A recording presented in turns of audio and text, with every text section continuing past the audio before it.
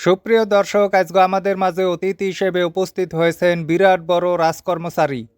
তো হোমরা সোমরা মস্ত বড় রাজকর্মকর্তা, আপনার কাছে একটা প্রশ্ন ছিল। হ্যাঁ, আগে তো এত প্রশ্ন করতে পারতেন না, এখন এত প্রশ্ন কিসের? কি?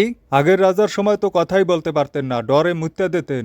এখন আমাদের সাথে এত জোর গলায় কথা বলেন কেন? তাহলে আপনাদের সাথে আগের রাজার পার্থক্য কি? কি? আগের রাজাকে বলা হয় স্বৈরাচারী রাজা, কারণ তারা কাউকে কথা বলতে দিত না। আর এখন আপনাদেরও কোনো প্রশ্ন করা যায় না, তাহলে আগের রাজার সাথে আপনাদের পার্থক্য কি? এই যে কথা বলতে পারতে আছেন। কই, প্রশ্ন করলেই তো খালি বলেন আগে কোথায় ছিলেন।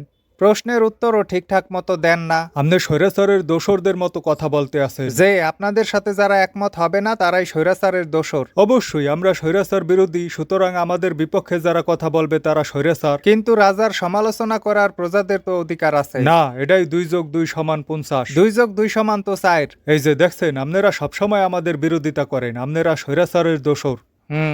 ধন্যবাদ। দর্শক, আজকের অনুষ্ঠানের এখানেই সমাপ্তি। আবার দেখা হবে পরবর্তী কোনো অনুষ্ঠানে। সে পর্যন্ত ভালো থাকবেন, সুস্থ থাকবেন। আল্লাহ হাফেজ।